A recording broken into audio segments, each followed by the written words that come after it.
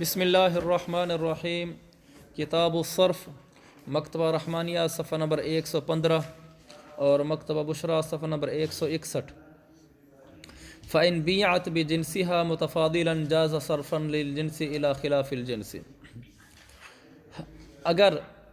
دراہم مغشوشہ کو بیعت دراہم مغشوشہ اگر دراہم مغشوشہ کو دراہم مغشوشہ کی جنس سے بیچا گیا کمی بیشی کے ساتھ تو یہ جائز ہے۔ صرفاً للجنس الی خلاف الجنس، جنس کو خلاف جنس کی طرف پھیرتے ہوئے کہ آخر اس میں کھوٹ بھی ہے نا، یعنی جو درہم مغشوشہ ہے تو اس درہم میں دو چیزیں ہیں، ایک اس میں مثلا چاندی ہے، دوسرا اس میں کھوٹ مثلا پیتل ہے، مثال کے طور پر کھوٹ کے طور پر پیتل ڈالا ہوا ہے، سیسا ڈالا ہوا ہے،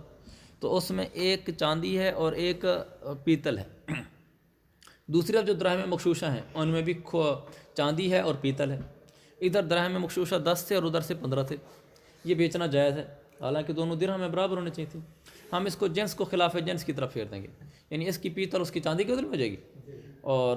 پیتل چاندی کے بدلے میں اور چاندی پیتل کے بدلے میں، اس طرح ہو جائے گا۔ صرفاً للجنس الی خلاف الجنس فہی فی حکم شیئین فضۃ و صفر، یہ دو چیزوں کے حکم میں ہو جائے گا ان دراہم مغشوشہ، ایک چاندی اور ایک پیتل، صفر کا معنی پیتل، قاموس الوحید میں لکھا ہے۔ ولكن هذا العقد صرف حتى يشترط القبض في المجلس لوجود الفضة من الجانبين، لیکن اگرچہ ہم نے اس کو ایک لحاظ سے بے صرف سے نکال دیا کہ جنس کو جب غیر جنس سے پھیرا، اس لیے اشکال بن سکتا ہے کہ جب آپ نے اس کو نکال ہی دیا، جنس کو غیر اس بے صرف سے گویا نکال دیا، جنس کو غیر جنس کی طرف پھیر دیا، تو پھر اس کو آپ مجلس میں قبضے کی شرط تو نہ لگائیں، اس لیے کہ جو چاندی ہے وہ تو پیتل کے بدلے میں جا رہی ہے، بے صرف تو رہی نہیں ہے، اور آپ کہتے ہیں کہ مجلس عقد میں دونوں پر قبضہ کرنا ضروری ہے، یہ اشکال ہے اس کا جواب وہ کہتے ہیں نہیں، ولیکن هذا العقد صرف، یہ عقد رہے گا عقد صرف ہی، اس لیے یہاں تک اس کا نتیجہ یہ ہوگا مجلس کے اندر قبضہ کرنا ضروری ہوگا افتراق سے پہلے، وجہ لوجود الفضة من الجانبین، اس لیے کہ جانبین سے چاندی پی جا رہی ہے تو چاندی پر تو قبضہ کرنا ہوگا نا۔ فَإِذَا شُرِطَ الْقَبْضُ فِي الْفِضَّةِ يُشْتَرَطُ فِي الصُّفْرِ لِأَنَّهُ لَا يَتَمَيَّزُ عَنْهُ إِلَّا بِضَرَرٍ، لہذا جب چاندی میں قبضے کی شرط لگائی گئی تو یہ بھی تو شرط ہوگی نا کہ اس پیتل میں بھی قبضہ کرو، اس لیے کہ پیتل انہو کی ضمیر فضہ کی طرف جائے گی اگر فضہ مؤنث ہے،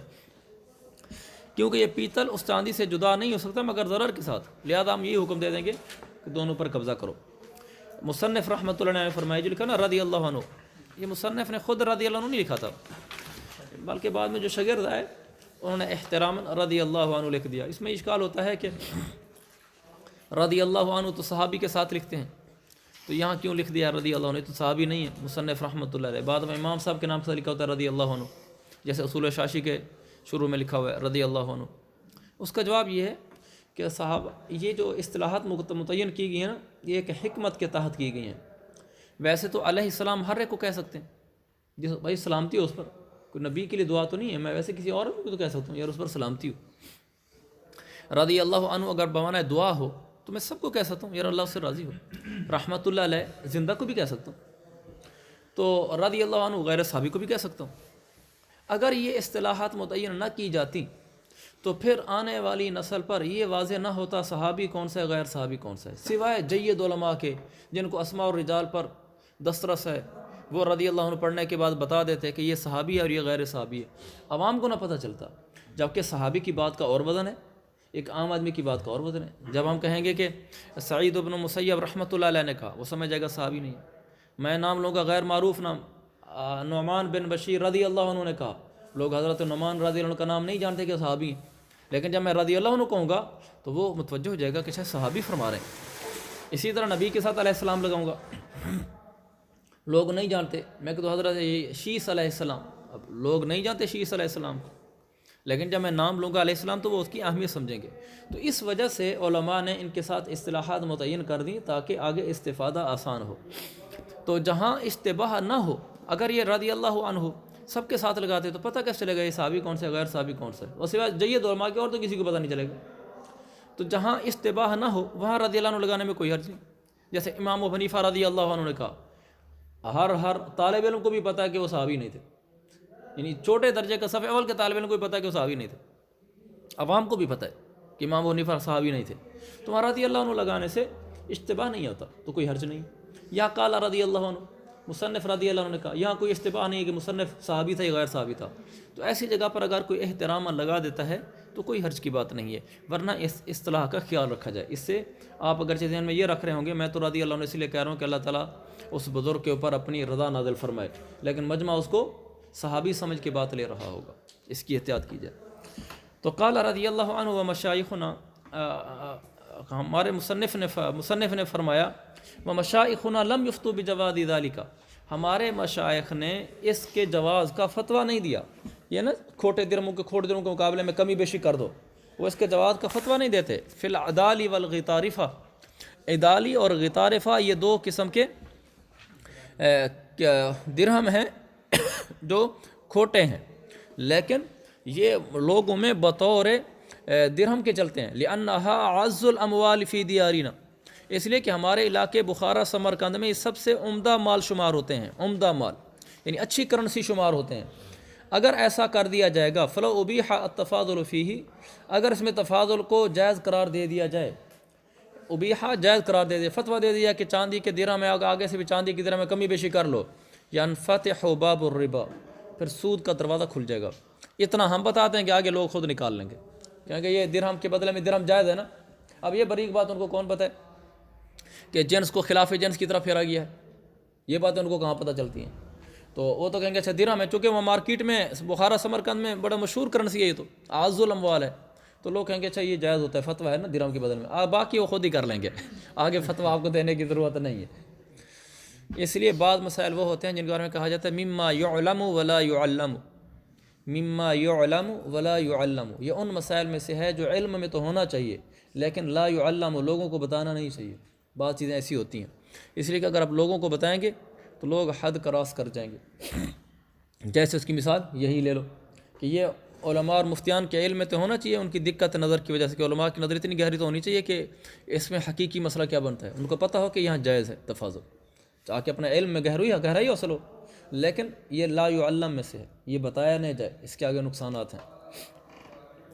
ثم ان كانت تروج بالوزن فالتبايع والاستقراض فيهما بالوزن، پھر اگر یہ ان كانت تروج ای درہم و دنانیر التي غلب الغش فيها، دیکھ رہے ہیں یعنی وہ جن پر کھوٹ غالب ہے درہم و دنانیر، اگر وہ رائج ہوں بالوزن یعنی ان کا جن جو رواج ہو وہ وزن کے ذریعے سے ہو، عدد کے ذریعے سے نہ ہو، بھئی اتنے کلو اتنے پاؤ درہم یا دینار، تو فالتبايع والاستقراض فيهما بالوزن، تو پھر ان کھوٹے درہموں اور دنانیر میں آپس میں بے کرنا اور قرضے پر لینا یہ وزن کے ذریعے سے ہوگا، عدد کے ذریعے سے نہیں ہوگا۔ وَإِن كَانَتْ تَرُوجُ بِالْعَدِّ، اور اگر ان کا رواج عدد کے ذریعے سے ہو، بھی 5 درہم ہے 7 درہم ہے 1 پاؤ ہے 2 پاؤ ہے، یوں نہ ہو 5 درہم 7 درہم، فَبِالْعَدِّ، تو پھر عدد کے ذریعے سے ہوگا، گننے کے ذریعے سے ہوگا۔ وَإِن كَانَتْ تُرُوجُ بِهِمَا، اچھا اس کو دونوں طرح پڑھ سکتے ہیں، تروجو بھی پڑھ سکتے ہیں اور تروجو بھی پڑھ سکتے ہیں، دونوں سے معنی ایک آتا ہے، باب تفعیل سے ہوگا تو مجہول ہوگا اور مجرد سے ہوگا تو معروف ہوگا۔ وَإِن كَانَ تُرَوَّجُ بِهِمَا، اور اگر دونوں کے ذریعے سے معاملہ کیا جاتا دونوں رائج ہوں، فَبِكُلِّ وَاحِدٍ مِّنْهُمَا، پھر دونوں میں سے ہر ایک کے ساتھ، جب لوگوں میں عددی بھی چلتے ہیں وزنی بھی چلتے ہیں تو آپ بھی ہر طرح کر سکتے ہیں۔ لِأَنَّ الْمُعْتَبَرَ هُوَ الْمُعْتَادُ فِيهِمَا إِذَا لَمْ يَكُنْ فِيهِمَا نَصٌّ، تو کیونکہ معتبر وہ معتاد ہے، معتاد کا مطلب لوگوں کی عادت ہے، اس میں معتبر لوگوں کی عادت لوگوں کا عرف ہے جب اس میں کوئی نص نہ آئی ہو،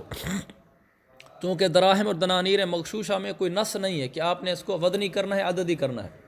لہذا جب نص نہیں ہے تو لوگوں کا تعامل جیسے ہے، معتاد کا معنی لوگوں کا تعامل، لوگوں کا جیسے تعامل ہے ویسے کر لیں گے۔ ثم ہی ما دامت تروج تکون اثمانا لا تتعین بالتعیین، پھر جب تک درہم دنانیر مغشوشہ ہوں یہ جب تک رائج ہیں تو یہ ثمن ہی کہلائیں گے، یعنی ان کا حکم بنا میں لکھا ہے اسمان کے آگے، یعنی یکون حکمها حکم الاسمان، اس کو کرنسی شمار کریں گے، ثمن شمار کریں گے۔ لا تتعین بالتعیین، یہ متعین کرنے سے متعین نہیں ہوں گے، یہی وجہ ہے کہ اگر وہ تسلیم سے پہلے ہلاک ہو گئے تو عقد باطل نہیں ہوگا، اس کے مثل واجب ہوگا۔ دیکھو نا مبی میں یہ ہے نا کہ اگر وہ سپرد کرنے سے پہلے ہلاک ہو جائے تو عقد ختم ہو جاتا ہے نا، کیونکہ مبی متعین کرنے سے متعین ہو جاتا ہے، ان کو ہم نے حکم لگایا ہے ثمن والا کہ متعین کرنے سے متعین نہیں ہوتے، چنانچہ اگر یہ تسلیم سے پہلے ہلاک ہو گئے تو عقد باطل نہیں ہوگا، اس کے اوپر اس کی مثل دینا واجب ہوگا۔ وَإِذَا كَانَتْ لَا تَرُوجُ، اور جب یہ رائج نہ ہوں فہی سلعۃ، یعنی ایک تو نا لوگوں میں یہ رائج ہے، چل رہے ہیں درہم دینار کے نام سے، پھر تو بابا یہ سمن ہے، سمن والے کاموں کے ہیں۔ لیکن جب یہ لوگوں میں رائج ہی نہ ہوں، اس طریقے سے نہ چلتے بھی اتنے درہم دینا اتنے دینار دینا، وہ کھوٹی چیزیں بننے پڑے ہوں، تو پھر ایسی صورت میں یہ فہی سلعۃ تتعین بالتعیین، پھر یہ سامان ہوگا، یہ متعین کرنے سے متعین ہو جاتا ہے۔ چنانچہ اگر وہی چیز ہلاک ہو گئی تسلیم کرنے سے پہلے تو عقد فاسد ہو جائے گا، باطل ہو جائے گا۔ وَإِذَا كَانَتْ يَتَقَبَّلُهَا الْبَعْضُ دُونَ الْبَعْضِ، دیکھو فقہ کتنی اس کی شکیں نکال دیتے ہیں کہ اگر یہ رائج ہیں تو حکم یہ ہے، اگر رائج نہیں ہے تو حکم یہ ہے۔ اچھا یوں ہے کہ بعض تو قبول کر لیتے ہیں، بعض قبول نہیں کرتے، بعض دکانداروں کو دے دو تو وہ سمن کے طور پر لے لیتے ہیں، بعض نہیں لیتے، اب کیا ہوگا؟ انہوں نے کہا فَهِيَ كَالضُّيُوفِ، تو پھر یہ ضیوف کی طرح ہیں، لا يتعلق العقد بعینها بل بجنسها ضیوفا، تو پھر یہ ضیوف کی طرح ہوں گے، یعنی عقد ان کی عین کے ساتھ متعلق نہیں ہوگا بلکہ ان کی جنس کے ساتھ متعلق ہوگا۔ ضیوف ہوا اس کے حال ہیں، بلکہ اس کی جنس کے ساتھ ہوگا اس حال میں کہ ضیوف ہوں۔ ان کان البائع یعلم بحالها لتحقق الرضاء منها وبجنسها من الجیاد، اب دیکھو یہ دو مسئلے بن جائیں گے، عقد ان کی عین کے ساتھ تعلق نہیں ہوگا بلکہ بل بجنسها ضیوفا، ضیوف ہونے کی حالت میں اس کی جنس کے ساتھ متعلق ہوگا اگر بائع اس کے حالت کو جانتا ہے، یعنی بائع جانتا ہے کہ ضعیف ہے، ضیوف ہیں، اس لیے کہ اب رضامندی بائع کی من ہو کی میں جائے گی بائع کی طرف، چونکہ بائع کی رضامندی اس پر پائی جا رہی ہے کہ ٹھیک ہے ضیوف ہیں تو بھی ٹھیک ہے، تو اس کے ضیوف کے ساتھ جنس، ضیوف والی جنس کے ساتھ عقد متعلق ہو جائے گا۔ وَبِجَنْسِهَا مِنَ الْجِيَادِ، اور اس کی جہاد کے لحاظ سے اس کی جنس جو درہم کی ہے اس کے ساتھ عقد متعلق ہوگا اگر بائع کو نہیں پتہ، بائع کو نہیں پتہ یہ کھوٹے ہیں، وہ کھرے سمجھ کر سودا کرایا ہے کتنے درہم دینا یہ والے، وہ تھے کھوٹے اور وہ سمجھتا تھا کھرے ہیں، تو اب اس کو اتنے کھرے دینے پڑیں گے، اس لیے کہ اب بائع اس پر راضی نہیں ہے کہ مجھے کھوٹے دیے جائیں، پھر اس کی جنس جیاد والی ہوگی۔ آگے وَإِذَا اشْتَرَىٰ بِهَا سِلْعَةً فَكَسَدَتْ، آگے ہے وَإِذَا اشْتَرَىٰ بِهَا سِلْعَةً، اور اگر اس نے کھوٹے دراہم سے سامان خریدا، فَكَسَدَتْ، اور پھر ان کا فَكَسَدَتْ کا معنی ان کا چلن بند ہو گیا، جیسے تروج نہیں ہو رہا تھا کہ وہی تروج کی نفی آ گیا، کاسدت کو نا اس کا رواج نہیں رہا، یعنی اس کا چلن، رواج اور چلن بند ہو گیا، ترجمہ کریں گے ان کا رواج اور چلن بند ہو گیا، یعنی اب ان کو لوگ بطور قیمت کے قبول نہیں کرتے، وہ کرنسی پہلے کرنسی تھی، یعنی ان درہم کو لوگ درہم سمجھتے تھے، لیکن سامان خرید لیا اور بعد میں جب پیسے دینے کا وقت آیا تو اب اس کی وہ کہتے یہ درہم لے لو، کہتے اب تو مارکیٹ میں کو لیتا ہی کوئی نہیں ہے، میں کیسے لوں، اس وقت تو چلو لیتے تھے لوگ، تو یہ کہہ رہے ہیں جب ان درہموں کے بدلے میں کوئی سامان خرید لیا فَكَسَدَتْ، پھر بعد میں یعنی ادائیگی سے پہلے ان کا رواج اور چلن بند ہو گیا، تَرَكَ النَّاسُ الْمُعَامَلَةَ بِهَا، لوگوں نے ان کے ذریعے سے لین دین کرنا چھوڑ دیا، بَطَلَ الْبَيْعُ عِنْدَ أَبِي حَنِيفَةَ، امام صاحب کو نزدیک بیع باطل ہو جائے گی۔ ابو یوسف فرماتے ہیں علی المشتری قیمتها یوم البیع، امام یوسف فرماتے ہیں کہ مشتری کے اوپر ان دراہم کی قیمت ہوگی بیع والے دن، یعنی جس دن سودا ہوا تھا اس دن ان کھوٹے درہموں کی کیا قیمت تھی، مثلا اس دن ان کھوٹے درہموں 10 کھوٹے درہموں کے 5 کھرے درہم ملتے تھے، مثلا اس کی قیمت ہوگی نا، ان کھوٹے درہموں کا 1 من گندم ملتی تھی، مثلا کوئی قیمت اس کی ہوگی، تو اس کی جو اس دن قیمت تھی بیع والے دن وہ قیمت آج دینی ہوگی، مثلا اس دن اگر یہ 5 درہم کے برابر تھے کھوٹے درہم تو پھر 5 کھرے درہم دینے ہوں گے۔ وقال محمد قیمتها آخر ما تعامل الناس بها، اس کی قیمت ہوگی جو وہ سب سے آخری قیمت جو لوگوں نے بہا کی ضمیر ہوگی دراہم مغشوشہ کی طرف، اس کی قیمت وہ والی ہوگی جب لوگوں نے اس کے ساتھ معاملہ کرتے تھے تو اس کے سب سے آخری دن کیا قیمت تھی، سمجھ گیا اس کو، یعنی لوگ معاملہ کرتے رہے، ایک دن ایسا آیا کہ بس جیسے حکومت اعلان کر دیتے کل سے یہ سکے نہیں چلیں گے، کل سے پیسے نہیں چلیں گے، یا لوگوں نے کہا جی ہم نہیں لیتے، بس آخری دن اس کی کیا قیمت تھی، ان کھوٹے درہموں کے بدلے میں آخری دن میں مثلا اتنی گر گئی تھی کہ وہ اب 3 درہم اس کے چونکہ شروع میں جب چل رہے تھے تو عین ممکن ہے 10 درہم کے بدلے میں 5 درہم کھرے ملتے ہوں، لیکن گرتے گرتے جب آخری دن تھا اتنے گر گئے تھے تو لوگ 10 درہم کے بھی 3 درہم دیتے تھے، تو امام محمد فرماتے ہیں 3 درہم لاتے ہوں گے، سمجھ گیا اس بات کو۔ لہما صاحبین دونوں کا ایک بات تو یہ ہے نا کہ عقد ٹھیک ہے، آگے اختلاف ہے نا، تو پہلے تو ان کی اکٹھے دلیل آ جائے گی، وہ فرماتے ہیں عقد صحیح ہے، صحا کیوں صحیح ہے، لی وجود مبادلہ المال بالمال، مبادلہ بالمال پایا گیا نا چیز کا، الا انہ تعذر تسلیم بالکساد، عقد تو ٹھیک ہے مگر یہ کہ سمن کا تسلیم متعذر ہو گئی ہے کساد کی وجہ سے، کیا پیسوں کا چلن بند ہو گیا ہے اس لیے اب پیسے دینا متعذر ہو گیا ہے، عقد تو ٹھیک واقع ہوتا۔ وَإِنَّ تَعْذُرَ تَسْلِيمِ لَا يُوجِبُ الْفَسَادَ، اور اگر کوئی آدمی سپرد کرنے سے عاجز آ جائے تو اس سے کوئی فساد تو نہیں واجب ہوتا، عقد ٹھیک ہوا تھا، بعد میں سپردگی کا وقت ہے وہ سپرد نہیں کر سکتا، تو اس وقت پھر عقد فاسد نہیں ہوتا۔ جیسے کما اذا اشترى بالرطب فانقطع واذا بقي العقد وجبت القیمت، اسی اگلی بات ہے، وہ فرماتے ہیں جیسے ہمارے پاس نظیر ہے، اذا اشترى بالرطب، ایک آدمی نے تازہ کھجوروں کے بدلے میں کچھ چیز خریدی، فانقطع، پھر یہ تازہ کھجوریں منقطع ہو گئی جب دینے کا وقت آیا، حاشیہ دیکھو، فانقطع انقطاع ہو، اس کا انقطاع کیا، اللہ یوجد فی الاسواق، یہ کھجوریں اب بازار میں تازی ملتی نہیں ہیں، فلا یبطل البیع حینئذ بالاتفاق ویجب القیمت، اس صورت میں بالاتفاق بیع باطل نہیں ہوگی، قیمت واجب ہوگی، حالانکہ وہاں بھی جب سپردگی کا وقت ہے سپرد نہیں کر سکتا۔ تو صاحبہ نے یہ بتایا کہ اگر کوئی چیز بعد میں سپرد نہ کر سکتے ہوں تو پھر اس کی قیمت ڈال دیتے ہیں اس کے اوپر، وہ باطل نہیں ہوتا، ہاں قیمت ڈال دیتے ہیں، یہ بات تو دونوں نے اکٹھے مل کر کہی ہے، امام صاحب ابو یوسف اور محمد رحمہ اللہ نے، ان کی دلیل یہاں سے ایک جیسی چلتی رہی نا، دونوں نے یہ ثابت کیا کہ عقد ٹھیک ہو گیا ہے اور تعذر تسلیم کی وجہ سے عقد فاسد نہیں ہوتا، نظیر ہے دونوں کے پاس، لیکن آگے جب یہ کہہ دیا کہ اس کی قیمت واجب ہوتی ہے، اب قیمت میں دونوں کا اختلاف ہو گیا ہے، تو اب قیمت کے اندر پھر دلائل بھی الگ الگ ہو جائیں گے، اس لیے کہا وَإِذَا بَقِيَ الْعَقْدُ وَجَبَتِ الْقِيمَةُ، بات تو چل رہی ہے کہ جب عقد باقی رہے گی تو وہ قیمت واجب ہوگی نا، اب لیکن عند یوسف وقت البیع، اب قیمت تو واجب ہوگی دونوں کے نزدیک، امام یوسف کے نزدیک بیع کے وقت قیمت، ہم نے کہا تھا نا جس دن سودا ہوا تھا، وجہ لِأَنَّهُ مضمون بِهِ، اس لیے کہ جو سمن ہے وہ تو بیع کی وجہ سے مضمون ہوئی تھی نا، لِأَنَّهُ مضمون بِهِ کا مطلب ہے کہ لِأَنَّ الثَّمَنَ مضمون بِالْبَيْعِ، سمن بیع کی وجہ سے مضمون ہوئی ہے، تو جب بیع کی وجہ سے مضمون ہوئی ہے تو بیع والے دن کی قیمت لگائیں گے نا۔ وَعِنْدَ مُحَمَّدٍ يَوْمَ الْانْقِطَاعِ، امام محمد فرماتے ہیں جس دن انقطاع پایا جائے، ان پیسوں کا استعمال بند ہو جائے، تو اس کی دلیل لِأَنَّهُ ضمیر یوم الانقطاع کی طرف جائے گی، لِأَنَّهُ اوان الانتقال الى القیمت، کیونکہ یہ وہی دن تھا جو دن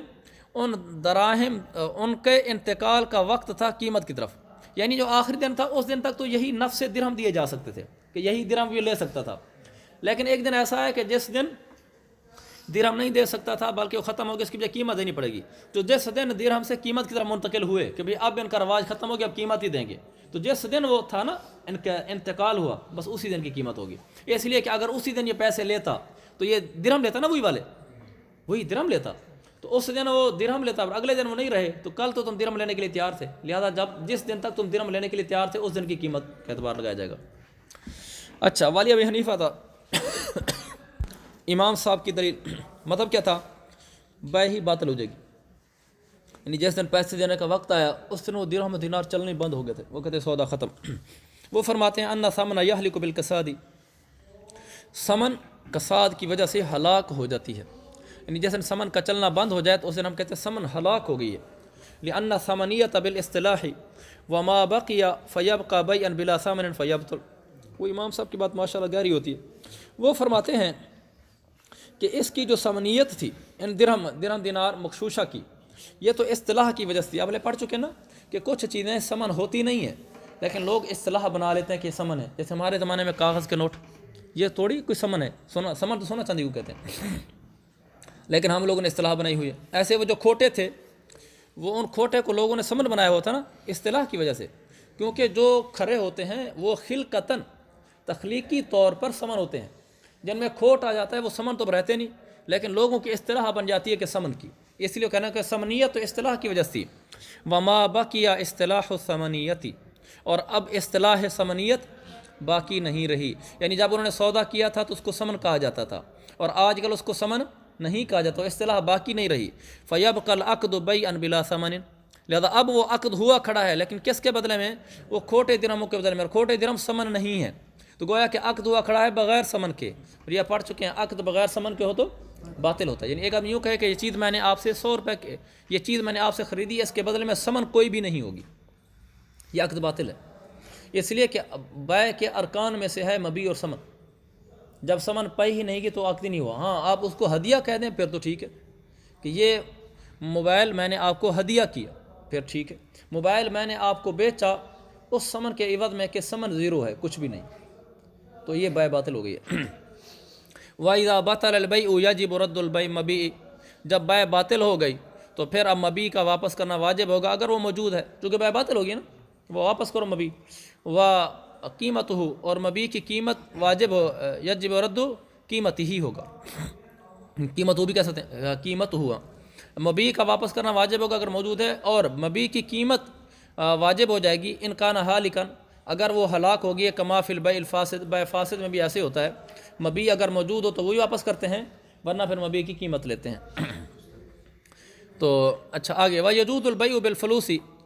بیع جائز ہے فلوس کے عوض. فلوس کیا ہوتے ہیں؟ سونے چاندی کے علاوہ دوسری دھاتوں، مثلا تانبے پیتل وغیرہ کے ہوتے ہیں. فلوس اپنی ذات کے اعتبار سے ثمن نہیں ہوتے، کیونکہ تانبا پیتل یہ ثمن تو نہیں ہے، البتہ لوگوں کی اصطلاح قائم کر لینے سے وہ ثمن بن جاتے ہیں. اس لیے فلوس کا معنی وہ پیسے جو خلقتاً ثمن نہ ہوں لیکن اصطلاحاً ثمن ہوں. تو وہ کہتے ہیں بیع فلوس کے عوض بھی جائز ہے، کیونکہ فلوس بھی مال معلوم ہے. فَإِن كَانَتْ نَافِقَةً جَازَ الْبَيْعُ بِهَا، نافقتاً معنی ای رائجتاً، اگر یہ فلوس رائج ہیں، چل رہے ہیں، تو بیع ان فلوس کے عوض میں جائز ہے. وَإِن لَمْ تَعَيَّن، اگرچہ ان کو متعین نہ کیا گیا ہو، یہ ان وصلیہ ہے، اگرچہ ان کو متعین نہ کیا گیا ہو پھر بھی یہ ہو جائے گی. لِأَنَّهَا أَثْمَانٌ بِالْاصْطِلَاحِ، اس لیے کہ اصطلاح قائم کرنے کی وجہ سے یہ ثمن بن چکے ہیں. وَإِن كَانَتْ قَاصِدَةً، اگر ان جن فلوس کے عوض میں بیع کی گئی ہے اگر وہ فلوس قاصد ہو چکے ہیں، یعنی ان کا چلن بند ہو گیا بالکل، تو بیع اس کے عوض میں جائز ہی نہیں ہے. حتیٰ یعینہا، یہاں تک کہ وہ ان کو متعین کرے کہ بھائی یہ والے درہم یا یہ والے پیسے فلوس ان پیسوں کے بدلے میں خریدا ہے. دیکھو اگر تو وہ رائج ہیں پھر تو متعین کرنے کی ضرورت نہیں کہ ان 10 فلوس کے بدلے میں چیز خریدی، چونکہ وہ ثمن ہے، وہ متعین کرنے سے متعین ہوتے نہیں ہیں تو اس کی ضرورت نہیں ہے. لیکن اگر وہ قاصد ہو گئے ہیں تو چلتے نہیں، پھر تو سامان بن گئے نا. ایسی صورت میں اگر ان 10 فلوس کے بدلے میں کوئی چیز خریدی ہے تو بتانا پڑے گا ان 10 فلوس کے بدلے میں، کیونکہ جب سامان کے بدلے میں کوئی چیز بیچتے ہیں تو سامان کی تعین کرنی پڑتی ہے. اگر وہ قاصد ہوئے تو بیع جائز نہیں ہوگی یہاں تک کہ ان کو متعین کرے. لأنها سلع، کیونکہ اب یہ سامان بنے ہوئے ہیں. فلا بد من تعینها، اب ان کی تعین ضروری ہے. وَإِذَا بَاعَ بِالْفُلُوسِ النَّافِقَةِ ثُمَّ قَصَدَتْ،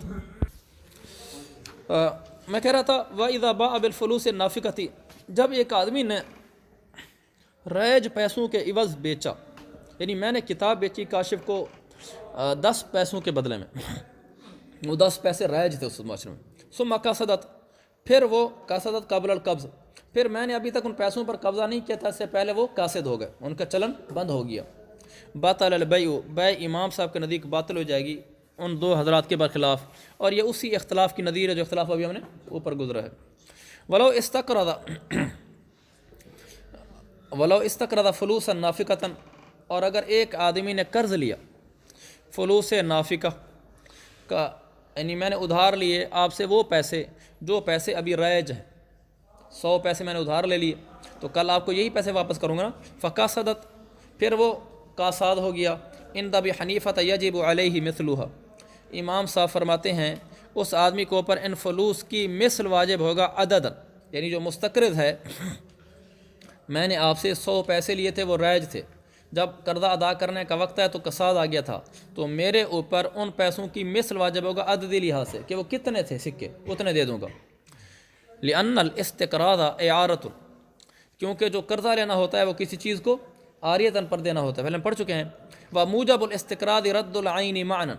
اور استقراض کا حکم یہ ہوتا ہے کہ اس عین کو واپس کر دو معنًا، ای من حیث المعنی لا من حیث الحقیقہ. تو اس معنی کے لحاظ سے، یعنی اس کو جو فلوس تھے نا وہی فلوس واپس کیے جاتے ہیں. جو چیز موبائل تھا تو موبائل کی معنی یعنی موبائل واپس کیا جائے گا. والثمنیۃ فضل فیہ، اور ثمنیت تو اس میں ایک امر زائد ہے، یعنی اصل تو یہ وہی فلوس ہی تھے، اس میں ثمنیت بھی آ گئی تھی. تو ثمنیت کیا، فضل کا معنی امر زائد، ثمنیت اس قرض کے اندر ایک امر زائد ہے. اذ القرض لا یختص بالثمن، اس لیے کہ قرض ثمن کے ساتھ خاص نہیں ہوتا. آپ قرض صرف پیسے لیتے ہیں؟ نہیں، آپ قرض غیر پیسے بھی لیتے ہیں. لہذا آپ نے وہ جو فلوس لیے تھے، وہ جو پیسے تھے، اصل میں تو آپ نے وہ قرض لیے ہیں. ہاں اس میں ثمنیت بھی تھی، لیکن ثمنیت ایک امر زائد ہے، اس لیے کہ لوگ صرف قرض لیتے وقت پیسے ہی قرض نہیں لیتے، دوسری چیزیں بھی لیتے ہیں. تو چونکہ وہ ایک امر زائد تھی، اس امر زائد کا اعتبار نہیں، جو اس کی عین ہے اصل وہ چیز قرض لی جا رہی ہے وہ چیز واپس کر دی جائے گی. وعندہما یجب قیمتھا، اور یہاں صاحبین کا قول ہی مفتہ بھی ہونا چاہیے، لکھا بھی ہے اور صاحبین کے نزدیک ان فلوس کی قیمت واجب ہوگی، لأنہ لما بطل وصف الثمنیت تعذر ردها کما قبض، نیچے لکھا ہوا ہے وتأخیر دلیلہما بحسب عادت المصنف ظاہر فی اختیارہ قولہما، اس لیے کہ امام صاحب کے قول کے مطابق تو وہی سکے واپس کیے جائیں گے اس جیسے، اور ان سکے کی تو اٹکے کی قیمت بھی نہیں ہے، تو بہت بڑا نقصان ہے اس کے لیے۔ صاحبین فرماتے ہیں نہیں، ان کی قیمت کیا تھی؟ ان کی جو 100 پیسے لیے تو 100 پیسے کتنے مثلا کھوٹے درہموں کے برابر تھے، کھرے درہموں کے برابر تھے، ان کی وہ قیمت دے گا، اس لیے کہ جب وصف ثمنیت باطل ہو گئی تعذر ردها کما قبض، پھر اب اس چیز کو اسی حالت میں واپس کرنا متعذر ہو گیا جس حالت میں قبضہ کیا گیا تھا۔ دیکھو اگر آپ قرض کو عاریتاً کہتے ہیں، قرض کو عاریتاً کہنے میں یہ مطلب ہوتا ہے کہ عاریتاً میں جو چیز دی جاتی ہے وہی واپس لی جاتی ہے،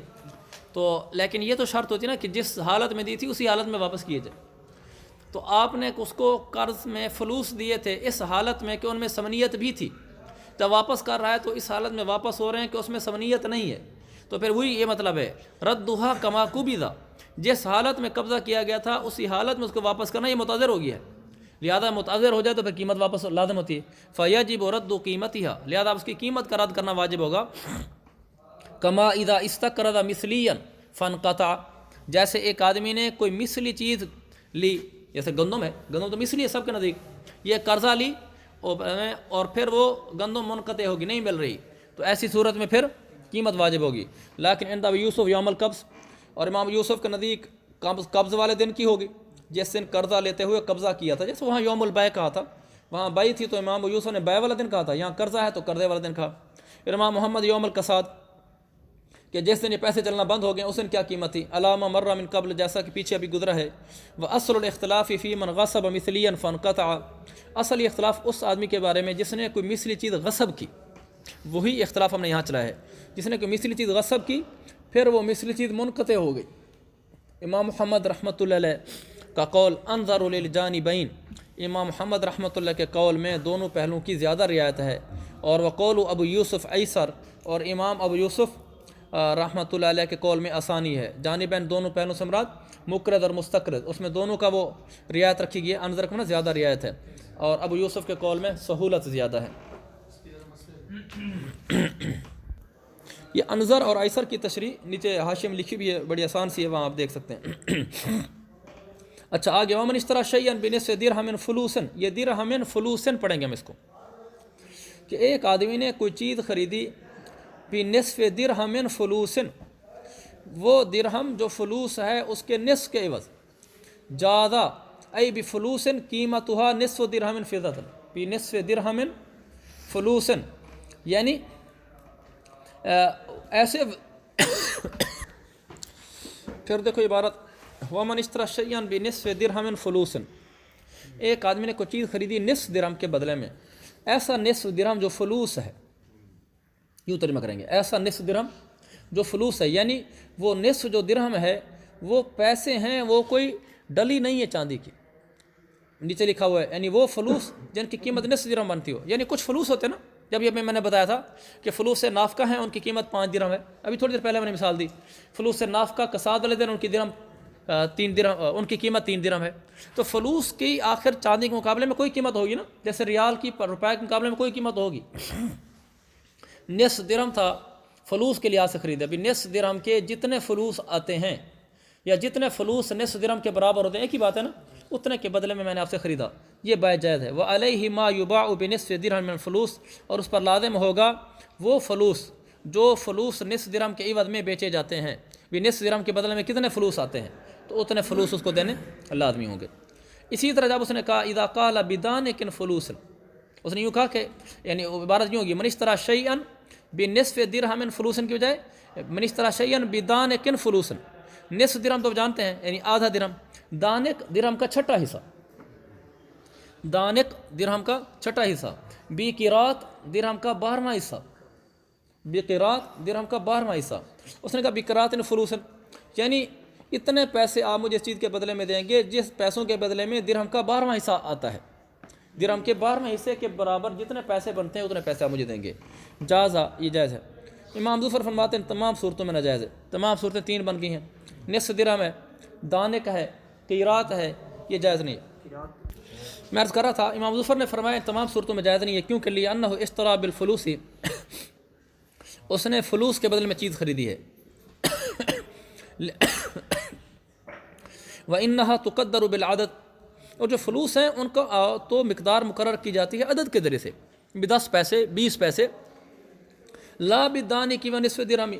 کسی کو یوں تو نہیں کہا جاتا میں نے آپ کو چیز بیچی ہے ان فلوس کے بدلے میں جو فلوس نصف درہم کے بدلے میں ہوتے ہیں، یوں کہا جاتا ہے میں نے آپ کو چیز بیچی ہے ان فلوس کے بدلے میں جن کا عدد 10 ہوگا، 10 پیسوں کے بدلے میں 20 پیسوں کے بدلے میں، یوں بائع ہوتی ہے۔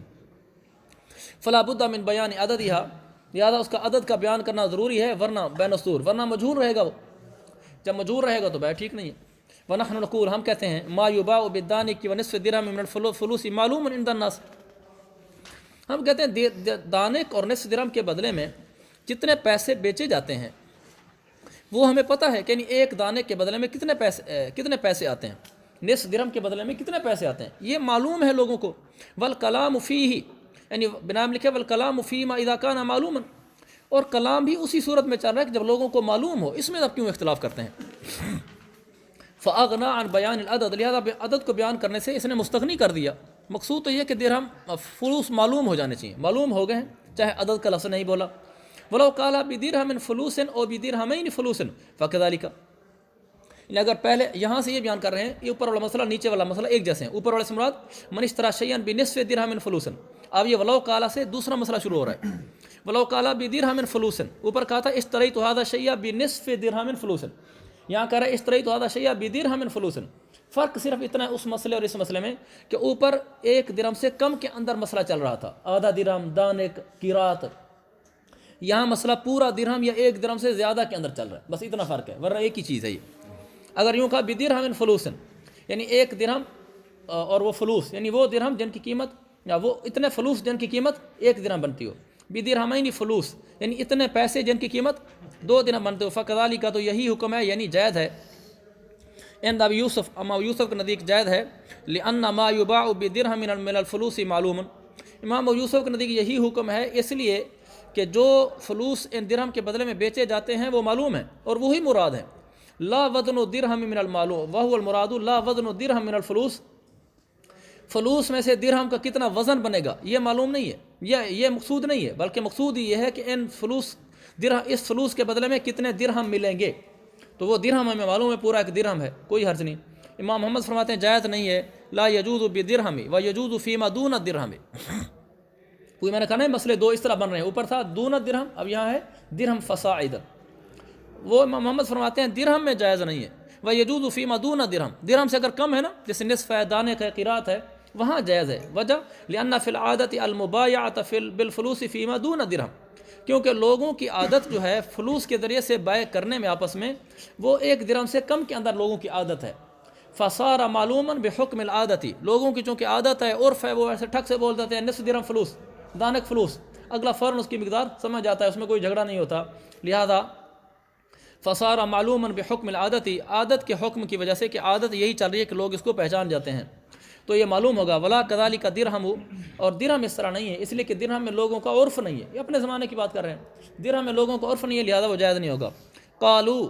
مشائخ نے فرمایا وقول ابی یوسف اصح لا سیما فی دیارنا، وہ کہتے ہیں ابو یوسف کا قول زیادہ صحیح ہے بطور خاص ہمارے دیار میں، یعنی ہمارے وہ دیار جو ماوراء نہر میں ہیں، اس لیے کہ وہاں لوگ 1 درہم فلوس سے بھی خریدتے ہیں، جس طرح نصف درہم فلوس سے خریدتے ہیں، 1 درہم فلوس سے خریدتے ہیں، یعنی ہمارے ہاں عادت 1 درہم فلوس کی ہے، لہذا یقیناً پھر امام یوسف کے قول پر فتویٰ ہوگا، وہ جائز ہوگا۔ ومن آتا صیرفیا درہما، صیرفی کہتے ہیں صراف کو، سنار کو، ایک آدمی نے سنار کو درہم دیا، ہمارے زمانے کے سنار ذہن میں نہ لانا، یہ اس زمانے کے سنار ہیں جو درہم و دینار کا معاملہ کرتے تھے، جیسے آج کل ہمارے ہیں کرنسی ایکسچینجر، منی ایکسچینجر، کرنسی ایکسچینجر، کہ اس زمانے کا جو سنار ہوتا تھا، سونا چاندی بھی چونکہ درہم دینار بھی چونکہ سونا چاندی ہے تو سنار بھی سونے چاندی کا کام کرتا ہے، اس لحاظ سے آپ ذہن میں رکھیں۔ ایک آدمی نے صراف کو، سنار کو 1 درہم دیا، آج بھی وہاں سعودیہ میں جو کرنسی ایکسچینجر ہوتے ہیں ان کی دکان کے اوپر لکھا ہوتا ہے صراف، یعنی ہم اسی سے دیکھ کر سمجھتے ہیں کہ اچھا یہاں سے پیسے چینج ہو جائیں گے۔ تو اچھا ایک آدمی نے صراف کو 1 درہم دیا اور کہا، کیا کہا، आतिनी बिनिस्फिही फलूसन व बिनिस्फिही निस्फन इल्ला हब्बतन जाज़ल बैउ बिलफलूसी व बतल फीमा बक़िया इंदहुमा। उसने कहा तो मुझे ऐसे करो, निस्फ दिरहम के बदले में, बिनिस्फिही निस्फ दिरहम के बदले में तो दे दो पैसे, और बाकी जो निस्फ दिरहम है उसके बदले में फिर मुझे निस्फ दिरहम दे दो मगर उसमें एक हब्बा कम हो। यानी आतिनी बिनिस्फ दिरहमी दिरहमन सगीरन युसावी निस्फ दिरहम इल्ला हब्बतन। ये चूँकि हमारे यहाँ माहूद इस्तिलाह नहीं है ना, इसलिए आपको उलझन लग रही होगी, वरना ये बिल्कुल आसान सी बात है। उसने एक सिक्का दिया दिरहम का सुनार को। लोग जैसे पैसे चेंज करवाते हैं ना, अब भी चेंज कराते हैं, 100 रुपये लेकर 10 वाले 10 नोट दे दो। उसने कहा ये एक दिरहम मुझसे ले लो, इसमें जो आधा दिरहम है उस आधे दिरहम के बदले में तो मुझे पैसे दे दो, फलूस दे दो, और बाकी जो आधा है ना बिनिस्फी निस्फन इल्ला हब्बतन, बाकी निस्फ के बदले में मुझे एक ऐसा छोटा दिरहम दो जो छोटा दिरहम इतना हो कि वो निस्फ दिरहम के बराबर हो मगर उससे भी वो एक हब्बा कम हो, क्योंकि दिरहम छोटे बड़े होते थे।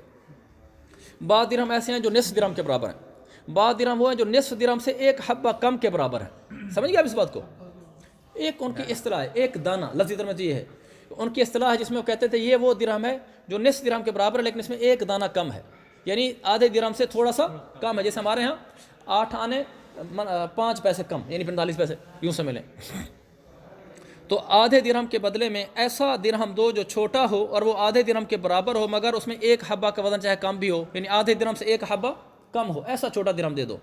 बाय फलूस में जायज़ होगी है, और बतल फीमा बाकिया, और जो बाकी हिस्सा रह गया ना दिरहम का, आधे दिरहम के बदले में फलूस मांगे थे, ये बाय जायज़ है, और बाकी आधे दिरहम के बदले में आधे दिरहम के बदले में इतना छोटा दिरहम जो एक हब्बा कम हो, वो उस आधे दिरहम में बाय फासद होगी, बातिल होगी है। सहखैन के नज़दीक, साहिबान के नज़दीक, क्यों? लिअन्ना बैअ निस्फ दिरहम बिलफलूस जाइज़, निस्फ दिरहम को फलूस के बदले में बेचना जायज़ है। व बैअ निस्फी बिनिस्फिन इल्ला हब्बतन रिबन फला यजूज़, क्योंकि बाकी निस्फ दिरहम को निस्फ दिरहम के बदले में ही बेचना मगर ऐसा निस्फ दिरहम जो एक हब्बा कम हो, तो ये तो सूद है, खुला नज़र आ रहा है। यानी उसने गोया कि 50 पैसे को 45 पैसे के बदले में बेचा, समझ गया ना? तो ये तो सूद है बिल्कुल, तो ये जायज़ नहीं है। वाला क़ियास कौल अबी हनीफ़ा बतला फ़िल कुल्ली, इमाम साहब का जो क़ियास है उसके मुताबिक तो तीनों में बै, दोनों सूरतों में, चाहे बिनिस्फ़ी फलूसन के या बिनिस्फ़ी निस्फ़न इल्ला हब्बतन के, बै बातिल है। वजह के लिए सफ़क़त मुत्तहिदतुन, सौदा तो उसने एक ही कहता ना, एक लफ्ज़ बोल रहा है आतिनी बिनिस्फ़ी फलूसन व बिनिस्फ़ी निस्फ़न। हाँ, 2 दफ़ा आतिनी कहता तो फिर और बात ही आगे आ भी रही है, क्योंकि सफ़क़ा या मुत्तहिद है और फ़साद कवी है। फ़साद शुरू में आ गया ना इब्तिदा अक़द में, फ़यशिउ, लिहाजा वो आगे फैल जाएगा, और इसकी नज़ीर पीछे गुजर चुकी है। कौन सी? नीचे हाशिम लिखा हुआ है, इज़ा जमा बैन हुर्रन व अब्दन व बाहुमा सफ़क़तन वाहिदतन। आगे वो लोग करर लफ्ज़ एताई, अगर लफ्ज़ एता को वो मुकर्रर ला दे, यानी यूँ कहे आतिनी बिनिस्फ़ी फलूसन व आतिनी बिनिस्फ़ी निस्फ़न इल्ला हब्बतन, आतिनी का लफ्ज़ 2 दफ़ा ले आए, तो काना जवाबहु का जवाबी ही माँ, फिर इमाम साहब का हुक्म जवाब भी ऐसे होगा जैसे सहबैन का जवाब है, वह सही हो, और यही बात सही है। लिअन्नहुमा बैआन, इसलिए कि अब ये 2 बाय हो गए हैं। चुनांचे लिखा है फला यसीउल फसादु, अब फसाद शाये नहीं होगा, क्योंकि आतनी से एक और बाय हो गए। वलौ काला आतनी निस्फ़ दिरहमिन फलूसन व निस्फ़न इल्ला हब्बतन जाज़ा, अगर एक आदमी ने सर्राफ को एक बड़ा दिरहम दिया, उसके बाद कहा आतनी निस्फ़ दिरहमिन फलूसन, मुझे निस्फ़ दिरहम फलूस दे, यानी इतने पैसे दे जो निस्फ़ दिरहम के बदले में आते हैं,